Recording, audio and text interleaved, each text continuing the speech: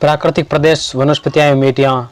विश्व के प्राकृतिक प्रदेश पृथ्वी तल के उस निश्चित क्षेत्र को क्या कहा जाता है जिसमें प्राकृतिक तत्वों में समानता होती है, अर्थात उसमें भू संरचना, स्थलाकृति, जलवायु, वनस्पति आदि समान हो तथा अपने निकट के क्षेत्रों से भिन्न हो, तो उसे क्या कहते हैं? प्राकृतिक प्रदेश से कहते हैं। नमस्कार दोस्तों, आलम स्टूडेंट जॉब पर आपका स्वागत है। आज ये 10वीं कक्षा एनसीईआरटी साठ संग्रह से संबंधित है, जो टोटल हम 11 कक्षाओं में 15 कक्षाओं में जो भूगोल है, जो 6 से 12 तक एनसीईआरटी का सार संग्रह है, वो 16 कक्षाओं में पूरा कर देंगे। तो आप हमारी जो ये प्लेलिस्ट बनी हुई है एनसीईआरटी भूगोल सार संग्रह से, उस प्लेलिस्ट को आप आराम से देखना और वीडियो को लाइक करना, सब्सक्राइब करना और शेयर करना, जिससे क्या हो आपकी कंपटीशन की तैयारी और भी अच्छी हो जाए और अच्छे अंक हासिल करो आप। तो आज ये 10वीं कक्षा, इस कक्षा में आप क्या पढ़ेंगे? तो प्राकृतिक प्रदेशों का अध्ययन करेंगे और वनस्पतियाँ, जो विश्व की वनस्पतियाँ हैं उसका अध्ययन और विश्व की प्रमुख मिट्टियों का अध्ययन करेंगे। इस क्लास के अंत तक बने रहेंगे तो क्लास को 1 सेकंड भी स्किप मत करना। हर समय आपको अच्छा फैक्ट मिलता रहेगा और इसकी पीडीएफ और टेलीग्राम चैनल आलम स्टूडेंट जॉब पर मिल जाएगी, और यही यूट्यूब चैनल है और यही टेलीग्राम चैनल है, एक ही नाम से बना हुआ है। तो आप वहाँ जाकर भी आप टेलीग्राम पर जाकर इसकी पीडीएफ प्राप्त कर सकते हैं। तो विलंब न करते हुए कक्षा को शुरू करते हैं। विश्व के प्राकृतिक प्रदेश है पृथ्वी तल के उस निश्चित क्षेत्र को क्या कहा जाता है जिसमें प्राकृतिक तत्वों में समानता होती है, अर्थात उसमें भू संरचना, स्थलाकृति, जलवायु, वनस्पति आदि समान हो तथा अपने निकट के क्षेत्रों से भिन्न हो, तो इसे प्राकृतिक प्रदेश कहते हैं। प्राकृतिक प्रदेशों का सीमांकन भौतिक कारकों की सहायता से किया जाता है। इसी आधार पर भू संरचना प्रदेश, उच्चावच प्रदेश, स्थलाकृति प्रदेश, जलवायु प्रदेश, मृदा प्रदेश, वनस्पति प्रदेश आदि प्राकृतिक प्रदेशों का सीमांकन है। भू आकृतियां, जलवायु, प्राकृतिक वनस्पति आदि के आधार पर विश्व को कई वृहद प्राकृतिक प्रदेशों में बांटा गया है। विश्व को प्राकृतिक प्रदेशों में बांटने का प्रथम प्रयास किसने किया था? तो प्रथम प्रयास है वो हर्बर्टसन ने किया था। हर्बर्टसन ने 4 ताप कटिबंधों प्रदेश तथा प्रत्येक ताप कटिबंध प्रदेश को अनेक उप विभागों में वर्गीकृत किया था। उनके विभाजन का आधार क्या था? तो इनके विभाजन का क्या आधार था? जलवायु इनके विभाजन का आधार था। अब आता है विषुवत रेखीय प्रदेश। जो विषुवत रेखीय प्रदेश है वो कौन कौन से है? किस प्रदेश का विस्तार 5 डिग्री उत्तर और 5 डिग्री दक्षिणी अक्षांशों के मध्य है, जिसके अंतर्गत दक्षिणी अमेरिका, मध्य अमेरिका, अफ्रीका, दक्षिण पूर्वी एशिया में आने वाले देशों को के क्षेत्र सम्मिलित है, उसे क्या कहा जाता है? तो उसे विषुवत रेखीय प्रदेश कहा जाता है। विषुवत रेखीय प्रदेश किन के अक्षांशों के मध्य है? तो 5 डिग्री उत्तरी और 5 डिग्री दक्षिणी अक्षांशों के मध्य स्थित है। विषुवतीय प्रदेश में वर्ष भर तापमान उच्च रहता है। क्यों? क्योंकि इसके दोनों ओर सूर्य वर्ष पर सीधा चमकता है। विषुवत प्रदेश का औसत वार्षिक तापमान 26.7 डिग्री सेंटीग्रेड होता है। यहाँ की रातों कैसी होती है? यहाँ की रातें अत्यधिक ठंडी होती है। उस तापमान के कारण विषुवतीय प्रदेशों के निम्न वायुदाब की पेटी रहती है, इसलिए इसे किस नाम से जाना जाता है? तो इसे शांत पेटी के नाम से जाना जाता है। औसत वार्षिक वर्षा 250 सेमी है, जो तड़ित झंझा द्वारा होती है। गर्म तथा आर्द्र जलवायु के कारण यहाँ पर किस प्रकार की वनस्पति पाई जाती है? तो यहाँ पर सघन वनस्पति पाई जाती है। भूमध्य रेखीय प्रदेश में सदा हरे भरे वन पाए जाते हैं, जिसे क्या कहा जाता है? तो इसे शेलवा कहा जाता है। किस प्रदेश के मुख्य वृक्ष महोगनी, ब्राजील वुड, सीडर, बलसम, गटापारचा, रबड़, ताड़, बांस, बेत, चंदन, सिनकोना, रोजवुड, लोहा कास्ट आदि है। तो ये विषुवत प्रदेश के ये सभी क्या है? वृक्ष है। इस प्रदेश में चावल, मक्का, गेहूं, गन्ना, तंबाकू, कहवा, गरम मसाले, नारियल, चाय, केला, कोको, कपास आदि की कृषि की जाती है। कृषि की दृष्टि से किन देशों का स्थान प्रमुख है? तो इंडोनेशिया और मलेशिया का स्थान प्रथम है।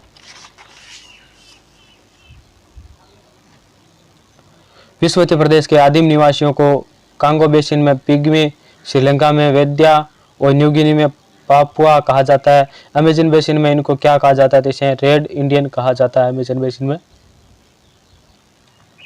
बागानी कृषि की दृष्टि से सर्वाधिक महत्वपूर्ण प्राकृतिक प्रदेश कौन सा है? तो ये विषुवतीय प्रदेश है। यह बागानी कृषि की दृष्टि से बहुत ही महत्वपूर्ण है।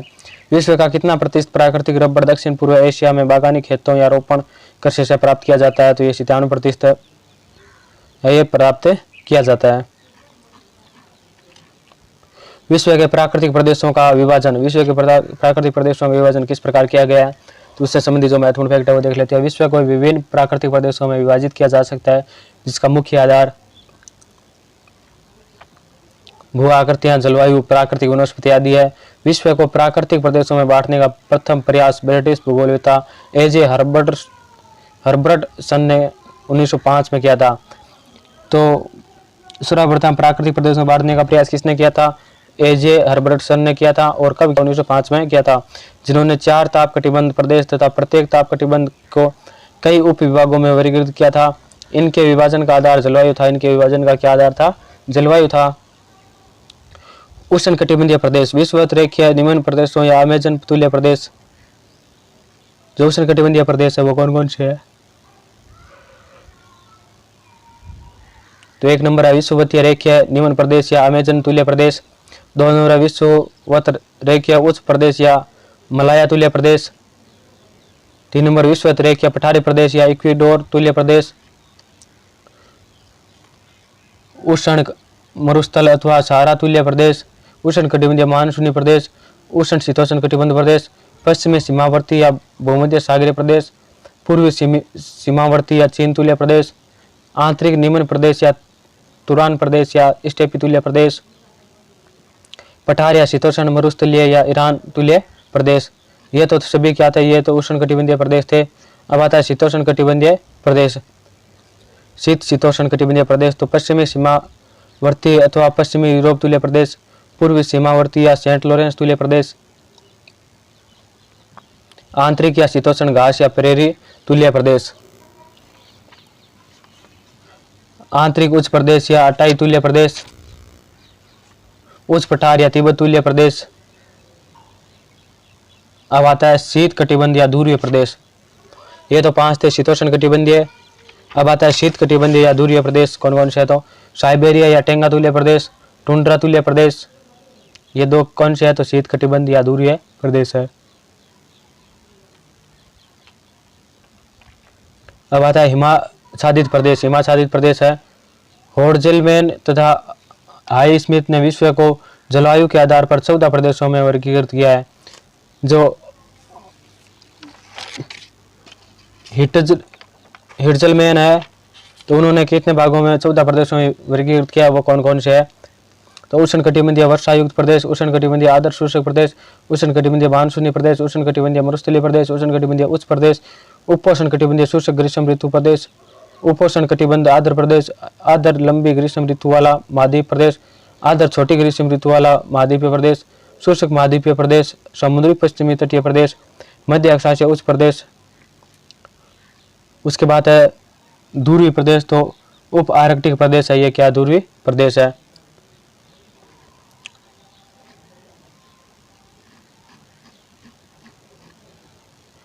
नोट, इस प्रदेश में पाम ऑयल, नारियल, गन्ना, कहवा, चाय, तंबाकू, कल्ला, अनानास, सिनकोना, गरम मसाला आदि की खेती भी की जाती है।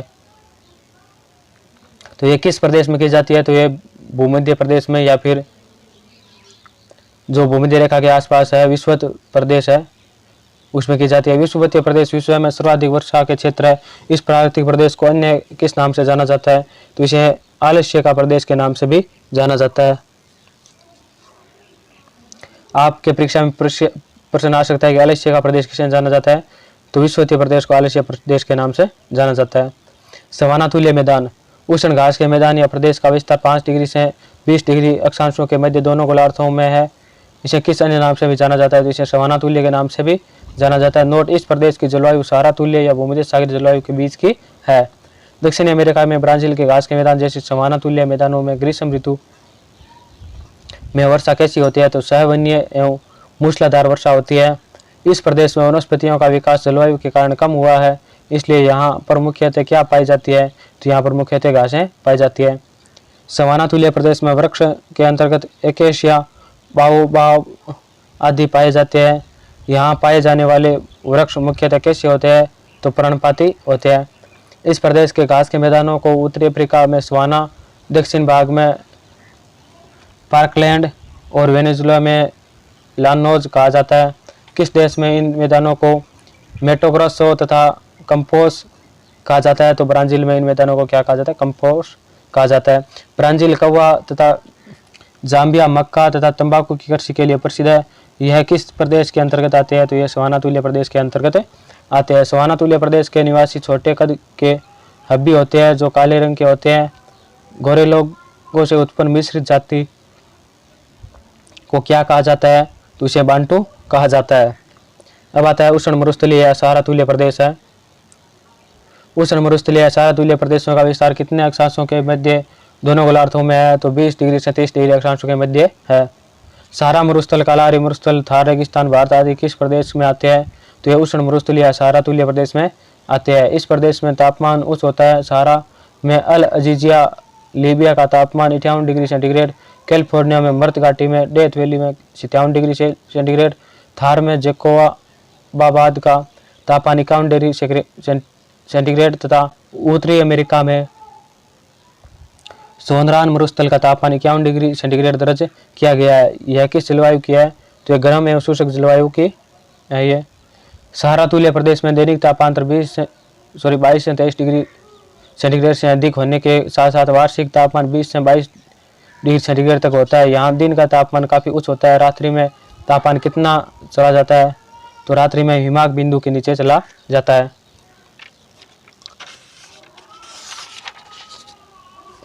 सहारा प्रदेश में सायकाल में चलने वाली तीव्र आंधी को क्या कहा जाता है? तो इसे धूल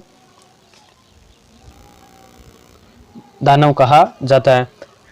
इस प्रदेश में वर्षा अत्यल्प तथा जलवायु गर्म एवं शुष्क रहती है जिसके कारण वनस्पति का अभाव पाया जाता है। यहाँ पर मुख्य रूप से किस प्रकार की वनस्पति पाई जाती है?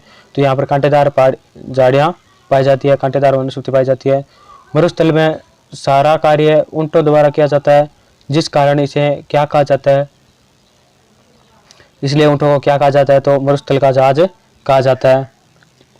तापमान की उच्चता तथा वर्षा के अभाव के कारण यहाँ पर कृषि का विकास नहीं हो पाता है। यहाँ स्थित किन भागों में ज्वार, बाजरा, कपास, गन्ना, तंबाकू आदि की कृषि की जाती है? तो केवल मरुधान में की जाती है। इस प्रदेश में खनिज का अभाव पाया जा रहा है लेकिन इसी प्रदेश में आने वाले कुलगारडी और कुलगुरली सोने की खानों के लिए विख्यात है। ये खाने किस देश में स्थित है? ये ऑस्ट्रेलिया में स्थित है। इस प्रदेश की घुमक्कड़ जातियों को क्या कहा जाता है? तो इसे बुद्धू कहा जाता है। नोट सहारा के तुरे, कालाहारी के बुशमैन तथा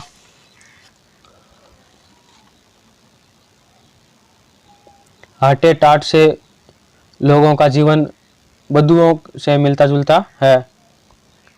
बद्दुओं को खगोल शास्त्र को काफ़ी ज्ञान होता है। क्यों? क्योंकि ये रात्रि में यात्रा करते हैं। उष्ण मानसूनी प्रदेश, तो अब आता है उष्ण मानसूनी प्रदेश है वो किस प्रकार है? तो हम इसका अध्ययन करेंगे। उससे पहले ये देख लेते हैं विश्व के प्राकृतिक प्रदेशों का सामान्य विभाजन। जो विश्व के प्राकृतिक प्रदेश है उसका सामान्य विभाजन किया गया है। उष्ण प्रदेश है जिसे विश्वत रेखीय प्रदेश कहा जाता है रूप में बांटा गया। सूडान तुल्य या अथवा सवाना प्रदेश में, उष्ण मरुस्थलीय या सहारा तुल्य प्रदेश में, उष्ण मानसूनी प्रदेश में। इस प्रकार उष्ण प्रदेश को 4 भागों में बांटा गया है। उसके बाद आता है उष्ण शीतोष्ण कटिबंध प्रदेश, भूमध्य सागरीय प्रदेश, चीन तुल्य प्रदेश, ईरान तुल्य प्रदेश, तुरान तुल्य प्रदेश। उसके बाद आता है शीतोष्ण प्रदेश, तो पश्चिमी यूरोपीय प्रदेश, प्रेयरी तुल्य प्रदेश, तिब्बत तुल्य प्रदेश, सेंट लॉरेंस तुल्य प्रदेश और अंत में आता है ध्रुवीय प्रदेश। ध्रुवीय प्रदेश को किसमें बांटा गया है? साइबेरिया या टेंगा प्रदेश, टुंड्रा प्रदेश, हिमाच्छादित प्रदेश। इस प्रकार ये विश्व के प्राकृतिक प्रदेशों को विभाजन किया गया है। उसके बाद आता है भूमध्य सागरीय प्रदेशों में चलने वाली विशेष हवाएं। विशेष स्थानों में विशेष प्रकार की पवनें चलती है जो वनस्पति को झुलसा देती है। इनको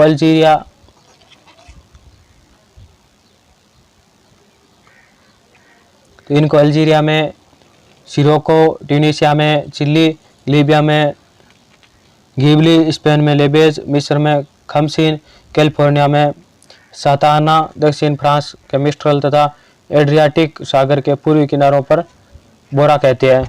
इन्हें अलग अलग स्थानों पर इसे अलग अलग नामों से जाना जाता है। तो इसको आप देख सकते हैं आराम से रोक करके। बिलजार्ड ये एक ध्रुवीय पवन है जिसका प्रवाह क्षेत्र उत्तर एवं दक्षिण ध्रुवीय क्षेत्र साइबेरिया, कनाडा और संयुक्त राज्य अमेरिका है। यह शीत ऋतु में ठंडे और पर्वतीय अवनमन के तुरंत बाद पैदा होने वाली बहुत ठंडी और तेज पवन है। इसमें हिम के कण भी रहते हैं।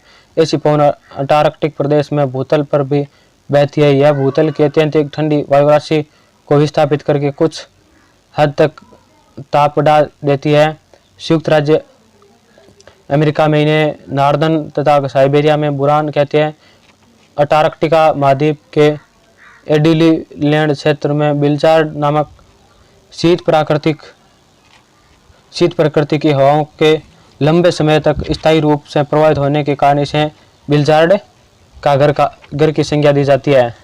यानी बिलचार्ड क्या होता है? जो एक शीत जो ठंडी हवाएं तेज हवाएं चलती है उसे बिलचार्ड कहते हैं।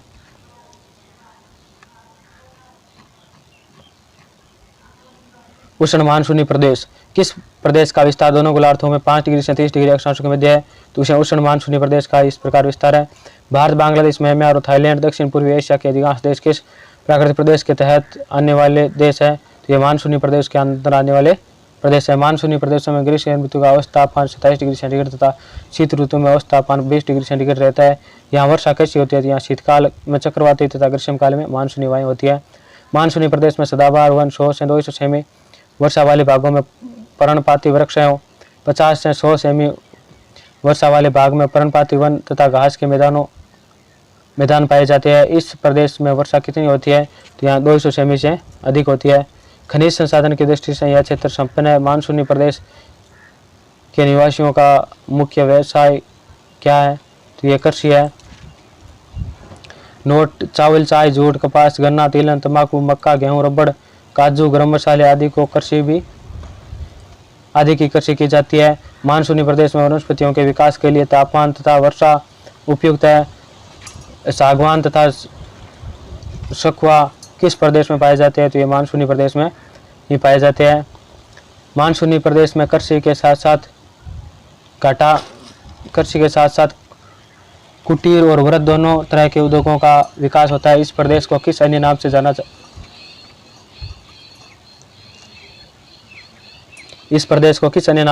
है? तो उसे वृद्धिशील प्रदेश या विकास का प्रदेश के नाम से जाना जाता है। अनुकूल जलवायु एवं कृषि की उत्तम व्यवस्था के कारण यहाँ जनसंख्या कैसी है? तो यहाँ जनसंख्या कैसी है? संघन है।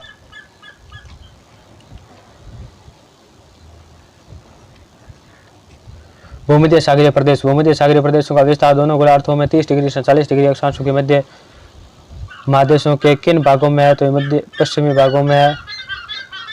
इस प्रदेश का अधिकांश भाग भूमध्य सागर के चारों ओर विकसित है। इस प्रदेश में इसे कौन सा प्रदेश कहते हैं? तो इसे भूमध्य सागरीय प्रदेश कहते हैं। भूमध्य सागरीय प्रदेश में लंबी ग्रीष्म ऋतु तथा साधारण शीत ऋतु होती है। ग्रीष्म का औसत तापमान 17 डिग्री से 26 डिग्री सेंटीग्रेड और शीतकाल का औसत तापमान कितना रहता है? तो शीतकाल का औसत तापमान मात्र 10 डिग्री से 15 डिग्री रहता है। और ग्रीष्मकाल का औसत तापमान कितना रहता है? तो 17 डिग्री से 26 डिग्री सेंटीग्रेड रहता है। भूमध्य सागरीय प्रदेश को किस काल में वर्षा ज़्यादा होती है? तो शीतकाल में वर्षा ज़्यादा होती है। भूमध्य सागर प्रदेशों की कुल वनस्पति क्या है? तो कुल वनस्पति सदाबहार वनस्पति है। पाइन, फर, लेवेंडर, साइप्रस, कारक, जैतून, शहतूत, नींबू, नारंगी, अंजीर, ओक, कैक्टस, चेपरेल आदि वनस्पतियां पाई जाती है। भेड़, बकरी, घोड़े आदि प्रमुख पशु है। किस कहते हैं? भूमध्य सागरीय प्रदेशों की ये तो जो सब्जियां हैं वो है, जो कृषि होती है वो है, और पशु कौन से है प्रमुख? तो भेड़, बकरी और घोड़े हैं। कौन सा जलवायु प्रदेश फलों तथा शराब के निर्माण के लिए विश्वविख्यात है? तो भूमध्य सागरीय प्रदेश ये क्या है? शराब निर्माण में विश्वविख्यात है। नोट: यहाँ सर्वोत्कृष्ट शराब अंगूर से तैयार होती है। समस्त अंगूर उत्पादन का 85% शराब निर्माण में काम आता है। भूमध्य सागर के तटीय देशों विश्व की 3/4 शराब का उत्पादन करते हैं। चेपरल नामक झाड़ियाँ कहाँ पाई जाती है? तो ये कैलिफोर्निया के भूमध्य सागर क्षेत्र में पाई जाती है। अब आता है हर्मट। हर्मट क्या होता है? सारा वर्ष मरुस्थल में गर्म, अति शुष्क एवं धूलकणों से युक्त प्रबल वेग से चलने वाली उत्तर पूर्वी हवाओं को हर्मट कहते हैं। वे हवाएं कभी इतनी गर्म एवं शुष्क होती है कि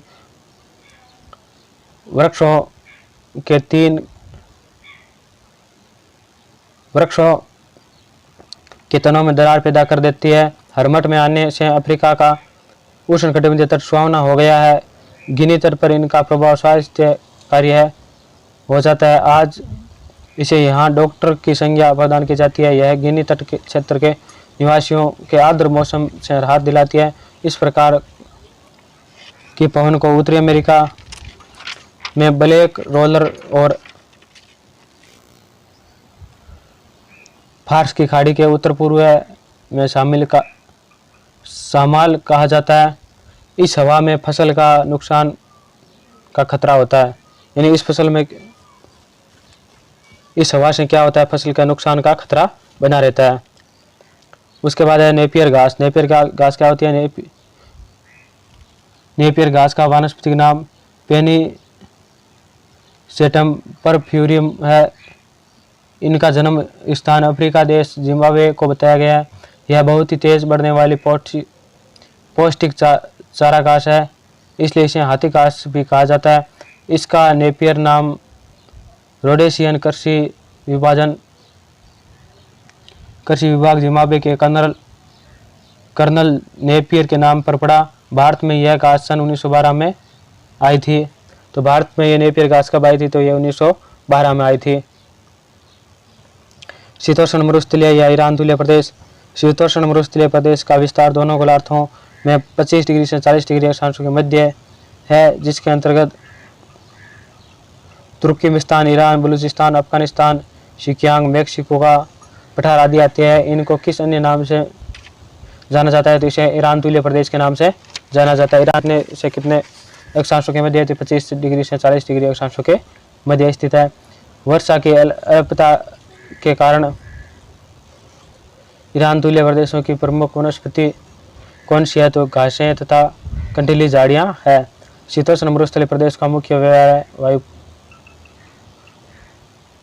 वनस्पतियां कौन सी है? तो घासें तथा कंटीली झाड़ियां है। शीतोष्ण मरुस्थलीय प्रदेश का मुख्य व्यवसाय क्या है? तो पशुपालन है। किन देशों में मरीनो भेड़ और उसके बाल का व्यवसाय किया जाता है? तो स्पेन और ईरान में इस प्रकार किया जाता है। शीतोष्ण मरुस्थलीय प्रदेश में जनसंख्या घनत्व है। शीतोष्ण मरुस्थलीय प्रदेशों का मुख्य व्यवसाय क्या है? तो पशुपालन है। किन देशों में मरीनो भेड़ और उसका बाल का व्यवसाय किया जाता है? तो स्पेन और ईरान में किया जाता है। शीतोष्ण मरुस्थलीय प्रदेश में जनसंख्या अत्यल्प है। यहाँ जनसंख्या घनत्व कितना है? तो यहाँ जनसंख्या घनत्व मात्र 4 से 6 मानव प्रति वर्ग किलोमीटर है। तो ये वह कौन सा प्रदेश है जिसमें 4 से 6 मानव प्रति वर्ग किलोमीटर रहते हैं? तो ये शीतोष्ण मरुस्थलीय या ईरान तुल्य प्रदेश है। उसके बाद आगे आता है स्टेपी अथवा तुरांतुल्य प्रदेश। उसका हम अध्ययन करेंगे, यानी उसके कौन कौन से तुरांतुल्य स्टेपी अथवा तुरांतुल्य प्रदेश किस प्रकार होते हैं, उनकी क्या विशेषता होती है। तो किस प्रदेश का विस्तार दोनों गोलार्धों में 30 डिग्री से 45 डिग्री अक्षांशों के बीच है, जिनका सबसे अधिक विस्तार एशिया में कैस्पियन सागर से लेकर मध्यवर्ती पर्वतों तक पाया जाता है। तो ये स्टेपी प्रदेश है सभी। स्टेपी प्रदेश की जलवायु महाद्वीपीय प्रकार की है। गर्मी साधारण तथा शीत अत्यल्प कठोर होती है। ग्रीष्म ऋतु का औसत तापमान 15 डिग्री सेंटीग्रेड होता है। शीत ऋतु का औसत तापमान कितना होता है? तो -7 डिग्री सेंटीग्रेड तक पहुंच जाता है। वर्षा की मात्रा अत्यल्प होती है। किस काल में यहाँ निम्न वायुदाब विस्थापित हो जाता है?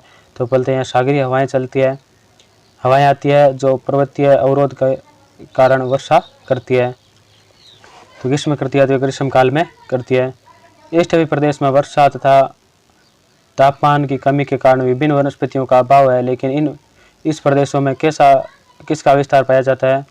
तो इसमें घास के मैदानों का विस्तार पाया जाता है। नोट, इस प्रदेश के घास के मैदानों को यूक्रेन और रूस में स्टेपी, उत्तरी अमेरिका में प्रेरी, दक्षिणी अमेरिका में पंपास, दक्षिणी अफ्रीका में वेल्ड, ऑस्ट्रेलिया में डाउन्स, हंगरी में पूछताछ,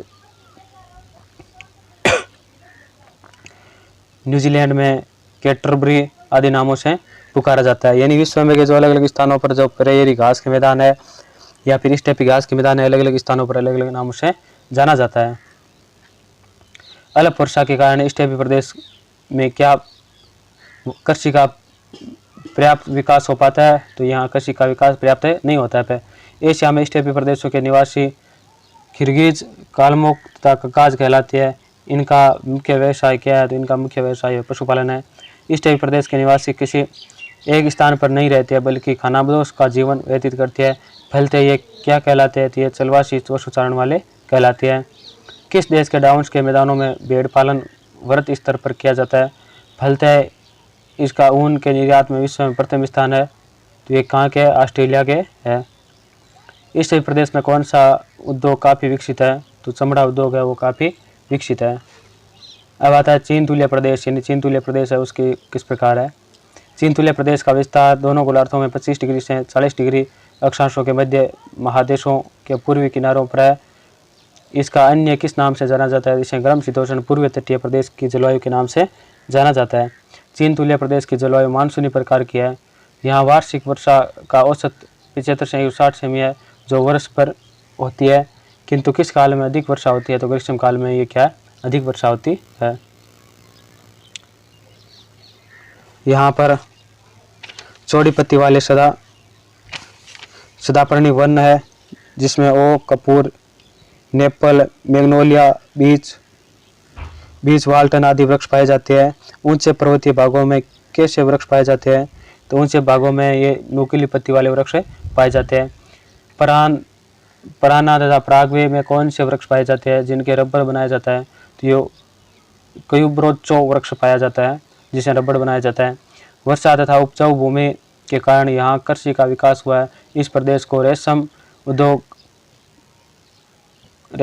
किस देश में सबसे ज़्यादा विकसित है? तो ये चीन में है। चीन तुल्य प्रदेश में ऑस्ट्रेलिया व ब्राज़ील में पशुपालन काफ़ी विकसित है। सूअर के मांस के उद्योग का विकास किस देश में सर्वाधिक हुआ है? तो संयुक्त राज्य अमेरिका में सर्वाधिक हुआ है। ब्रिटिश प्रकार के जलवायु का विस्तार दोनों गोलार्धों में 40 डिग्री से 65 डिग्री अक्षांशों के बीच में महाद्वीपों के पश्चिमी भागों में है। इसका किस अन्य नाम से भी जाना जाता है? तो इसे पश्चिमी यूरोप प्रदेश के नाम से भी जाना जाता है। पश्चिमी यूरोपीय प्रदेश की जलवायु समुद्र से प्रभावित है। फलतः यहाँ तापमान कैसा रहता है? तो यहाँ तापमान वर्ष पर समान रहता है। किस पेटी में स्थित होने की वजह से इस प्रदेश में वर्ष पर वर्षा होती है? तो ये पछुआ पवनों की पेटी के कारण वर्ष भर या साल भर वर्षा होती रहती है। किस पेटी में स्थित होने की वजह से इस प्रदेश में वर्ष भर वर्षा होती है? तो ये पछुआ पवनों की पेटी के कारण यहाँ वर्ष भर वर्षा होती रहती है। पश्चिमी यूरोपीय प्रदेशों में वर्षा सबसे ज़्यादा किस काल में होती है? तो शीतकाल में सर्वाधिक होती है। पश्चिमी यूरोपीय प्रदेशों में किस प्रकार की वनस्पति पाई जाती है? तो समशीतोष्ण कटिबंधीय वनस्पति पाई जाती है। अपेक्षाकृत न्यून भागों में चौड़ी पत्ती वाले पर्णपाती वन पाए जाते हैं जिनके तहत ओक, लिडेन, मेपल, चेस्टनट, वालनट आदि वृक्ष पाए जाते हैं।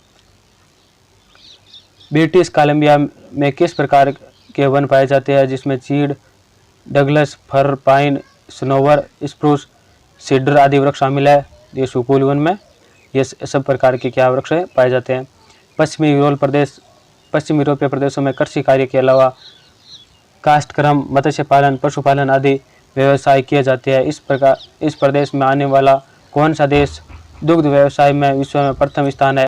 तो ये डेनमार्क है। ये विश्व में दूध उत्पादन में प्रथम स्थान है, दूध के व्यवसाय में प्रथम स्थान रखता है। आर्थिक दृष्टि में सर्वाधिक विकसित प्राकृतिक प्रदेश कौन सा है?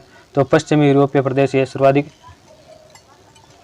विकसित प्राकृतिक प्रदेश है।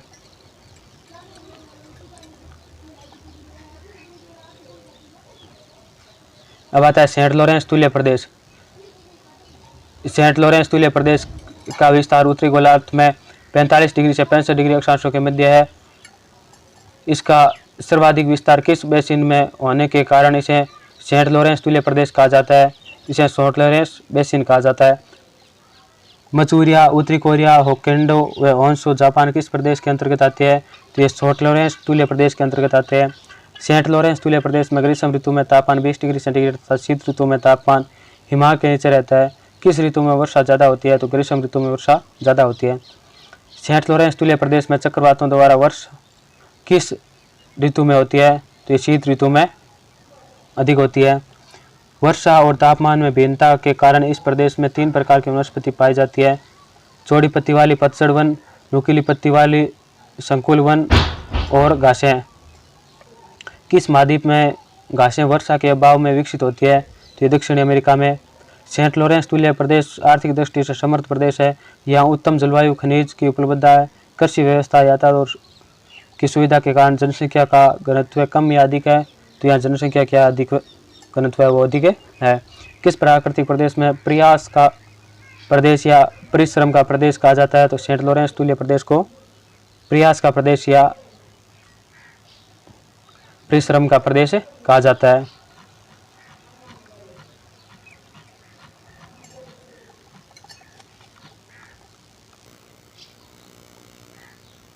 अब आता है इग्लू क्या है, यानी इग्लू क्या होते हैं, जो हम देख ले रहे हैं।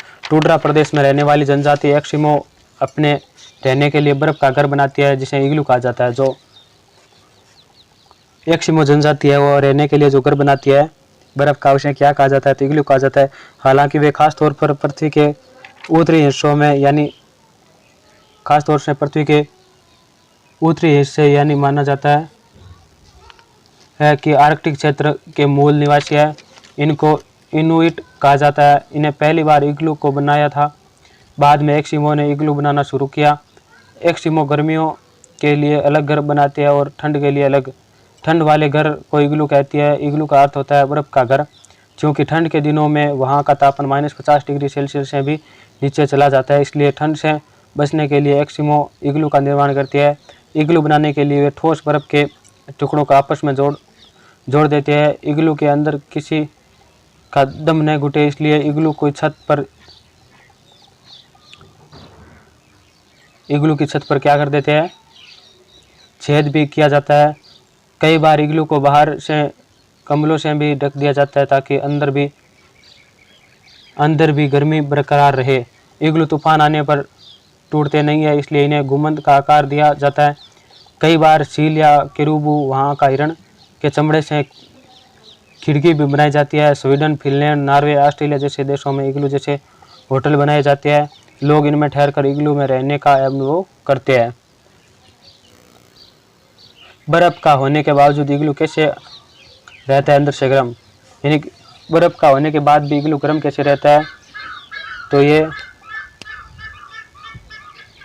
जिस प्रकार रजाई या स्वेटर हमारे शरीर की गर्मी को अंदर रोककर हमें गर्म रखते हैं, उसी तरह बर्फ़ के घर भी अंदर रह रहे लोगों को के शरीर से उत्पन्न गर्मी को बाहर नहीं जाने देते हैं। यही वजह है कि ठंड के बचने के लिए एस्किमो इग्लू बनाते हैं। कैसे होते हैं एस्किमो, यानी एस्किमो किस प्रकार कैसे होते हैं एस्किमो जनजाति? तो एस्किमो आर्कटिक क्षेत्र के अलावा ग्रीनलैंड, कनाडा, पूर्वी रूस के उप आर्कटिक क्षेत्रों में भी पाए जाते हैं। वर्तमान में लगभग 1,35,000 लोग इस समुदाय से आते हैं।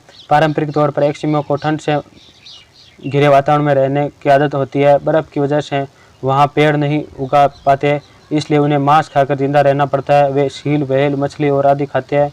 हालांकि एस्किमो दरअसल अमेरिका का एक मूल शब्द है, जिसका अर्थ होता है कच्चा मांस खाने वाला व्यक्ति। अलग अलग जगहों में एस्किमो की बोली और भाषा भी अलग अलग होती है।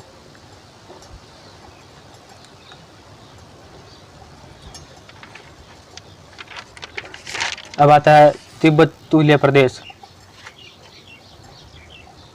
एशिया में पामीर का पठार, हिमालय पर्वत, हिंदकुश पर्वत, काकेकस पर्वत, दक्षिणी अमेरिका में पेरू तथा बोलिविया के पठार, उत्तरी अमेरिका में अलास्का, अफ्रीका में एटलस पर्वत आदि किस प्रदेश में अंतर्गत आते हैं? तो ये तिब्बत तुल्य प्रदेश के अंतर्गत आते हैं।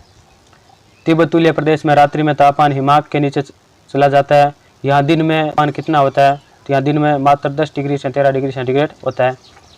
इस प्रदेश के पश्चिमी भागों में शीतकालीन चक्रवातों द्वारा वर्षा होती है।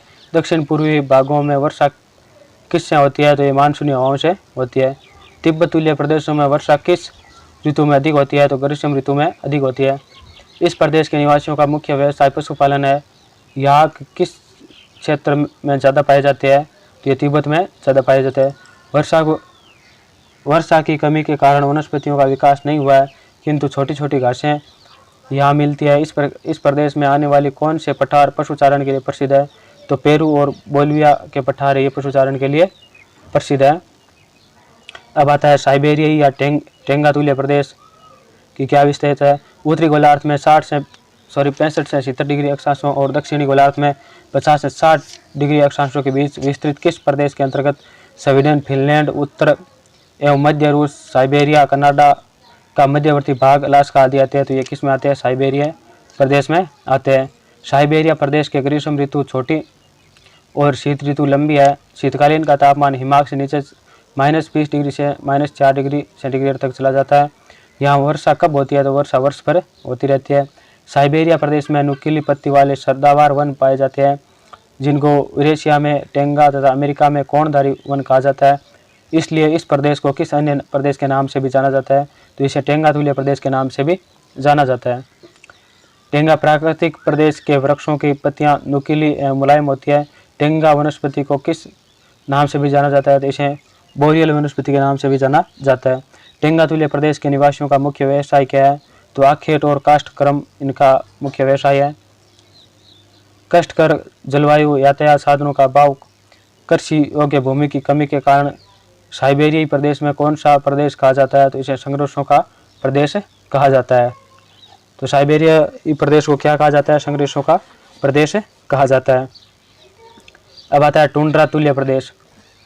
टुंड्रा प्रदेश का विस्तार उत्तरी गोलार्ध में 60 डिग्री से 66 डिग्री अक्षांशों के बीच पाया जाता है। इसे यूरेशिया में टुंड्रा कहा जाता है। उत्तरी अमेरिका में इसको क्या कहा जाता है? तो इसे उजाड़ खंड कहा जाता है। टुंड्रा प्रदेश में शीत ऋतु लंबी होती है, जिसमें 8 महीने तक भूमि बर्फ से ढकी रहती है। यहाँ शीत ऋतु का तापमान कितना होता है? तो शीत ऋतु का -40 डिग्री सेंटीग्रेड तक होता है।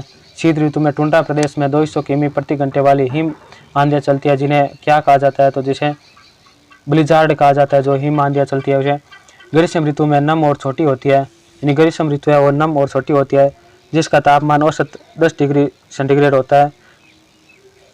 यहाँ पर वर्षा ग्रीष्म काल में किस रूप में होती है? तो हिमवृष्टि के रूप में यहाँ पर ग्रीष्म काल में वर्षा होती है। टुंड्रा प्रदेश में वनस्पति का अभाव पाया जाता है। इसके बावजूद यहाँ कौन सी 3 प्रकार की वनस्पति पाई जाती है? तो यहाँ झाड़ी वाली टुंड्रा, घास वाली टुंड्रा और मरुस्थल वाली टुंड्रा वनस्पति पाई जाती है। टुंड्रा प्रदेशों की सबसे उपयोगी पशु कौन सा है जो दूध और बोझा ढोने के लिए न में लाया जाता है? तो रेडियर है। ये दूध और बोझा ढोने में काम में लिया जाता है। टुंड्रा प्रदेश में पाया जाने वाला कैरिबो पशु किस देश से संबंधित है? तो ये कनाडा से संबंधित है। टुंड्रा प्राकृतिक प्रदेश को किस मरुस्थल के नाम से जाना जाता है? तो इसे शीत मरुस्थल के नाम से जाना जाता है।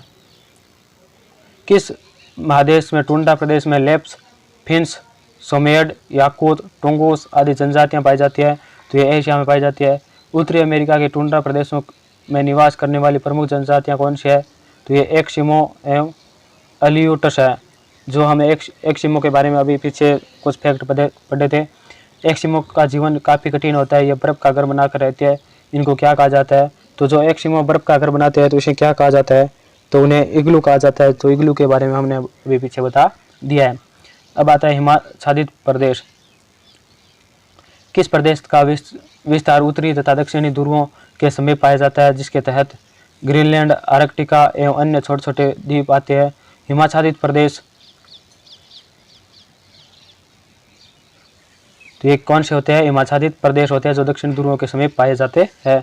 सदैव बर्फ से आच्छादित रहने के कारण ग्रीष्म ऋतु का अधिकतम तापमान कितना होता है? तो 0 डिग्री सेंटीग्रेड रहता है। इस प्रदेश में 6 महीने का दिन तो 6 महीने की रात होती है। क्या यहाँ वनस्पति पाई जाती है? तो यहाँ वनस्पति नहीं पाई जाती है।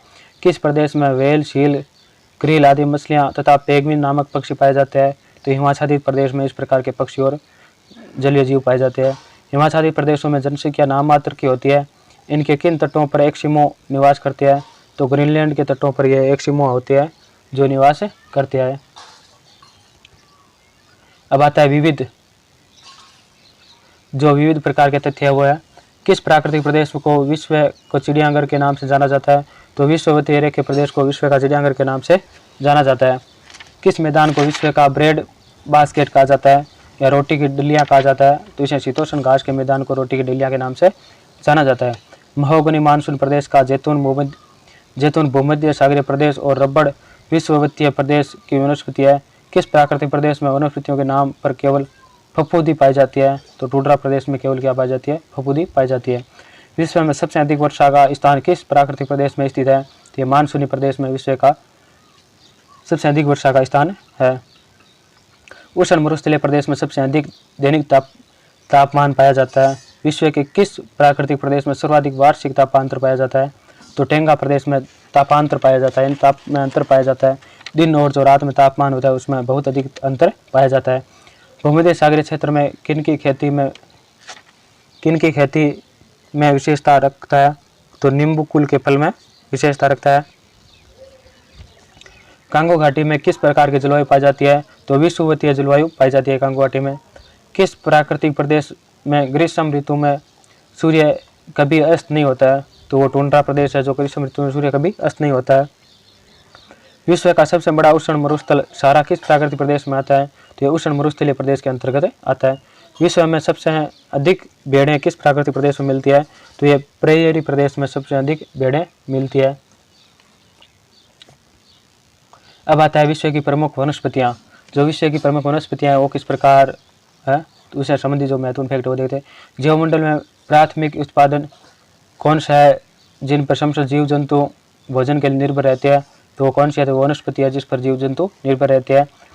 पेड़ पौधे सूर्य की प्रकाश ऊर्जा की सहायता से किस क्रिया द्वारा अपना भोजन स्वयं बनाते हैं? तो प्रकाश संश्लेषण क्रिया द्वारा अपना भोजन स्वयं बनाते हैं।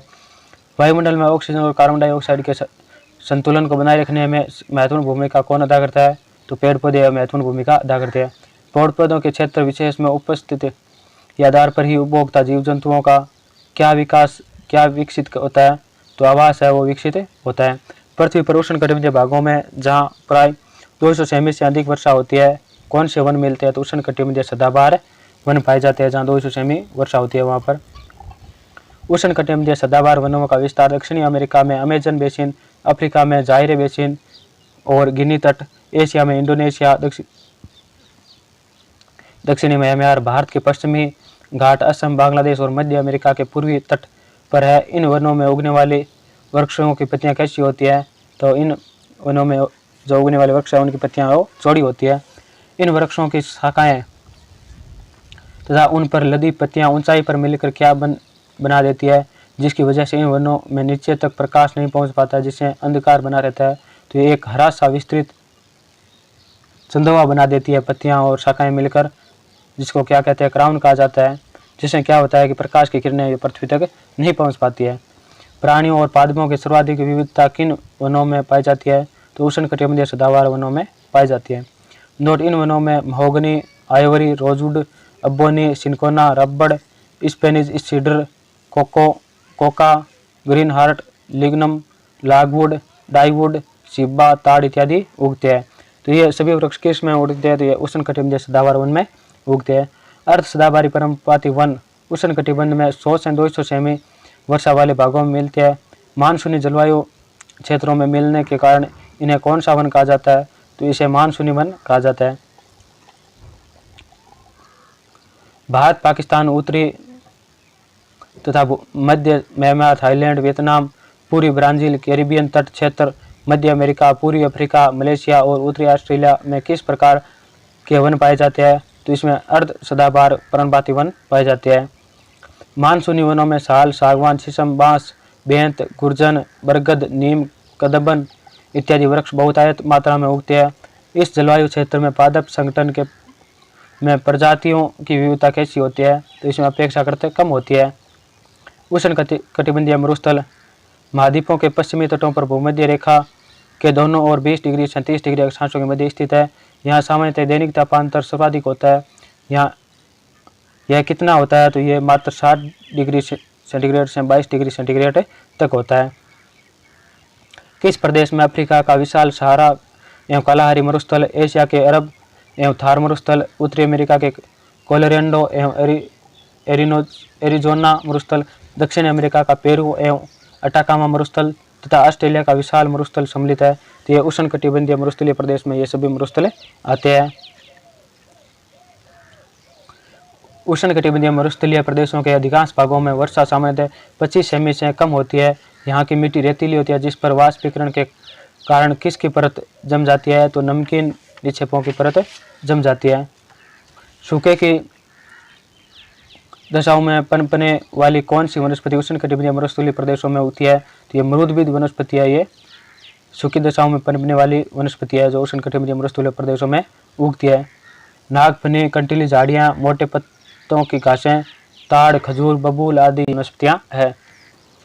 भूमध्य सागरीय वन शीतोष्ण कटिबंध में 30 डिग्री से 45 डिग्री अक्षांशों के बीच महाद्वीपों के पश्चिमी भाग में पाए जाते हैं। यहाँ चौड़ी पत्ती वाले सदाबहार वृक्ष उगते हैं, परंतु ये वृक्ष कटिबंधीय सदाबहार वृक्षों से भिन्न होते हैं। पत्तियाँ मोटी और चिकनी होती है एवं इनमें बहुत सूक्ष्म छिद्र होते हैं। क्यों? ताकि वाष्पीकरण अधिक न हो सके।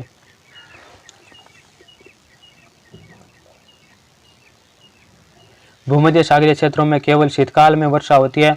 ग्रीष्म ऋतु में गर्म और शुष्क तथा शीत ऋतु सामान्य और आर्द्र रहती है। यहाँ के वनों को किस अन्य नाम से बुलाया जाता है? तो यहाँ के शुष्क सदाबहार वन के नाम से बुलाया जाता है। शुष्क सदाबहार वनों के वृक्षों की जड़ें बहुत गहराई तक गई हुई होती है ताकि शुष्क ग्रीष्म ऋतु में भूमि की निचली परतों से जल खींच सके। फलते ही ये वृक्ष किस प्रकार के होते हैं? तो ये वर्ष भर हरे भरे रहते हैं। ओक, अंजीर, जैतून, नींबू, नारंगी, शहतूत, यूकेलिप्टस, जर्रा, कर्री, एस्पिनो तथा पेनियन इत्यादि वृक्ष इस प्रकार के वनों में पाए जाते हैं। तो ये शुष्क सदाबहार वन में पाए जाते हैं। शुष्क सदाबहार वनों के तहत यूरोपीय देशों में मार्कविस जैसी झाड़ियाँ और अफ्रीकी भूमध्य सागरीय जलवायु वाले क्षेत्रों में पुष्पी पौधे एवं फिनबॉक्स झाड़ियों की प्रधानता होती है। ऑस्ट्रेलिया में किस जाति की झाड़ियों का विस्तार अधिक है? तो माली जाति की झाड़ियों का विस्तार अधिक है। शीतोष्ण कटिबंध में महाद्वीपों के पूर्वी तटों पर 30 डिग्री से 60 डिग्री अक्षांशों के बीच कौन से वन पाए जाते हैं जिनका विस्तार चीन, जापान, मंचूरिया, कोरिया, दक्षिण मध्य साइबेरिया, उत्तरी पश्चिमी यूरोपीय देशों, पूर्वी संयुक्त राज्य अमेरिका का सेंट लॉरेंस बेसिन तथा ब्रिटिश कोलंबिया के मध्य भागों में है? तो यह शीतोष्ण कटिबंधीय पर्णपाती वन है। इसका क्षेत्र इस प्रकार फैला हुआ है। पूर्वी तट के शीतोष्ण कटिबंधीय क्षेत्रों में शीत ऋतु के प्रारंभ में पर्णपात होता है। पश्चिमी तट के ऐसे वनों में पर्णपात कब होता है? तो ग्रीष्म काल के आरंभ में पर्णपात होता है। शीतोष्ण कटिबंधीय पर्णपाती वनों का मुख्य वृक्ष oak, ash, elm, beech, chestnut, birch, maple, aspen, walnut, poplar, hickory इत्यादि है। इनकी लकड़ी सामान्यतः कठोर होती है, इसलिए इन वनों को क्या कहते हैं? तो इसे कठोर लकड़ी के शीतोष्ण वन कहते हैं।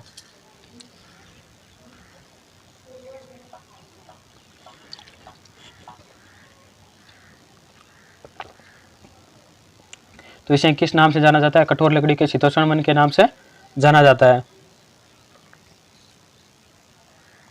शीतोष्ण कटिबंध क्षेत्र के तहत अलास्का, मध्य कनाडा, नॉर्वे, स्वीडन, फिनलैंड, उत्तरी तथा मध्य साइबेरिया इत्यादि में मिलने वाले वनों को क्या कहा जाता है? तो इसे टेंगा वन कहते हैं।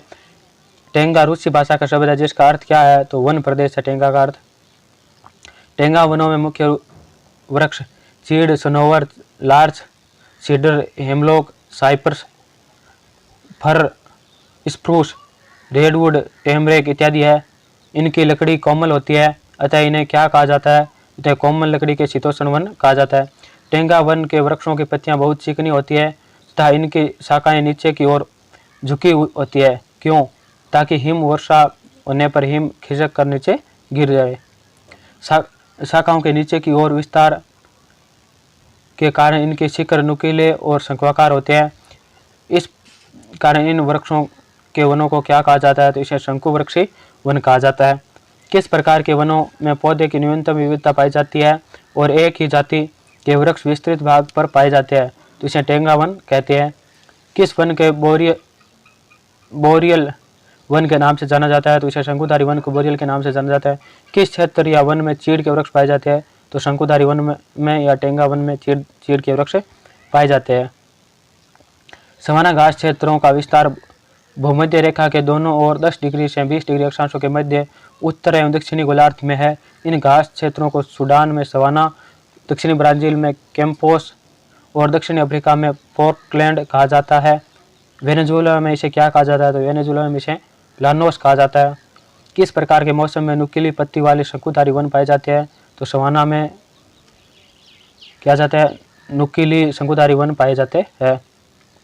उष्ण आर्द्र और शंकु जलवायु तथा मौसम परिवर्तन इन क्षेत्रों की जलवायु की मुख्य विशेषता है। यह जलवायु किस प्रकार की वनस्पति के विकास के लिए अधिक अनुकूल होती है? तो यह घासों के विकास के लिए अधिक अनुकूल होती है। अधिक वर्षा वाले भागों में सघन और लंबी घासों की प्रधानता होती है। वर्षा काल में घास बढ़कर 1 मीटर हो जाती है। किस प्रकार के घासों की ऊंचाई 5 मीटर तक हो जाती है? तो हाथी घास की ऊंचाई है वो बढ़कर 5 मीटर तक हो जाती है। वृक्ष और घास के अनुपात को ध्यान में रखकर सवाना घास क्षेत्र को 3 प्रकारों में विभक्त किया जाता है। पहले 2 प्रकार वृक्ष सवाना और झाड़ी सवाना है। तीसरा प्रकार कौन सा है? तो तीसरा घास सवाना है।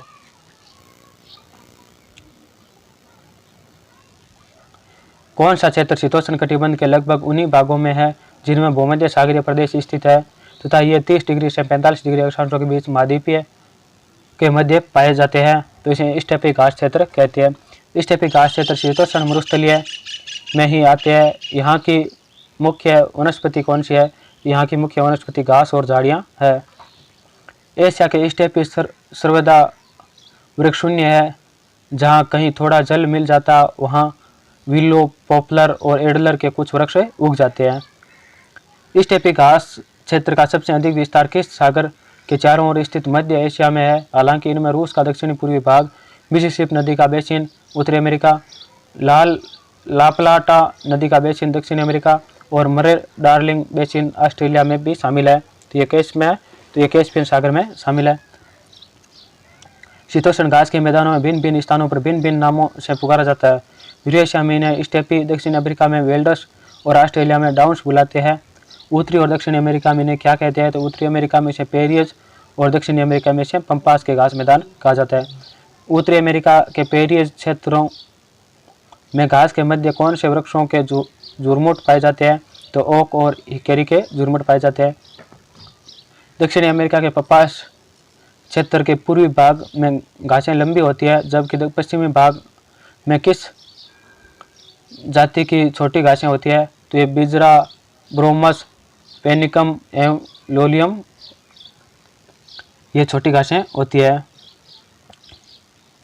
ऑस्ट्रेलिया के डाउन्स घास क्षेत्रों में यूकेलिप्टस वृक्ष के साथ साथ कौन सी घासें बहुतायत में उगती है?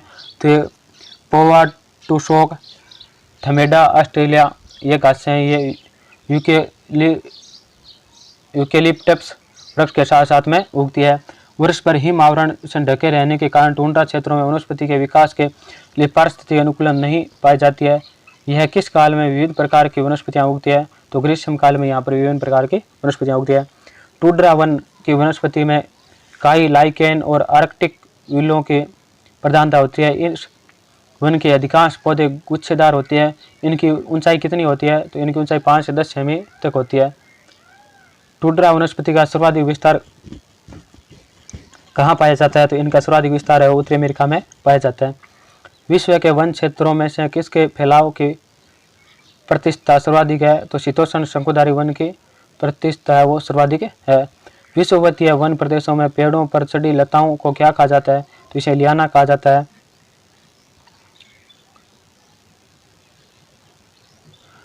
मोन्टाना वन कहाँ पाए जाते हैं? तो ये एंडीज पर्वत और पूर्वी ढाल में पाए जाते हैं। मलेरिया की दवा कुनेन निम्न में से किस वृक्ष से प्राप्त की जाती है? तो ये सिनकोना से प्राप्त की जाती है। उष्ण कटिबंधीय मरुभूमियों में मिलने वाली बबूल, कैक्टस आदि वनस्पतियों को क्या कहा जाता है? इसे जीरोफाइट कहा जाता है। वृक्ष शीतकाल में अपने पत्ते क्यों गिरा देते हैं? तो उष्मा बचाने के लिए ये पत्ते गिरा देते हैं। कौन सा वन विश्व का फेफड़ा के नाम से जाना जाता है? तो विश्ववतीय वर्षा वन है, यह विश्व का फेफड़े के नाम से जाना जाता है। कहाँ के वृक्ष वर्ष में कम अथवा अधिक समय के लिए पत्तियों से रहित हो जाते हैं? तो ये पर्णपातीय वन, ये पत्तियों से रहित रह जाते हैं। टेंगा वन में कौन से वृक्ष होते हैं? तो इसमें अल्पाइन वृक्ष होते हैं। दक्षिण अमेरिका के अमेजन द्रोणी बेसिन के भूमध्य रेखीय वनों को क्या कहा जाता है? तो इसे सेल्वा कहा जाता है। सदाबहार बरसाती वन मुख्यतः कितने सुवितरित वार्षिक वर्षा क्षेत्रों में पाए जाते हैं? तो ये 100 से 200 सेमी में पाए जाते हैं। साल और सौगेन के वृक्ष किस प्राकृतिक वनस्पति पट्टी में पाए जाते हैं? तो ये उष्णकटिबंधीय पट्टी में पाए जाते हैं। ज्वारीय वन को अन्यथा क्या कहा जाता है? तो इसे मैंग्रोव वन कहा जाता है। उत्तर ध्रुवीय अनुवर्त प्रदेश टुंड्रा क्या है? तो ये ठंडा रेगिस्तान है। वन कटाई की दर किस में सबसे अधिक होती है? तो शीतोष्ण कटिबंधीय अंचल में सबसे अधिक होती है। किस बायोम को विश्व का ब्रेड बास्केट कहा जाता है? तो मध्य अक्षांश घास स्थल को बायोम का विश्व ब्रेड बास्केट कहा जाता है। आवासीय वृक्ष रहित विरल वनस्पति कहाँ पाई जाती है? ये टुंड्रा में पाई जाती है। जो वन चक्रवातों के अवरोधकों का कार्य करती है वे कौन से है? तो ये मैंग्रोव वन है। सदाबहार किस्म के वन कहाँ पाए जाते हैं? तो भूमध्य रेखा के क्षेत्र के पास सदाबहार वन पाए जाते हैं। अधिकतम जैव विविधता कहाँ पाई जाती है? तो उष्णकटिबंधीय वर्षा वन में अधिकतम जैव विविधता पाई जाती है। बांस को किस वनस्पति में वर्गीकृत किया जाता है? तो इसे घास में वर्गीकृत किया जाता है। किस प्रकार के वनों में वृक्ष एक निश्चित मौसम में अपने पत्तों का त्याग कर देते हैं? तो ये पर्णपाती होते हैं। भारत में सबसे बड़े क्षेत्र में फैले हुए वन कौन से हैं?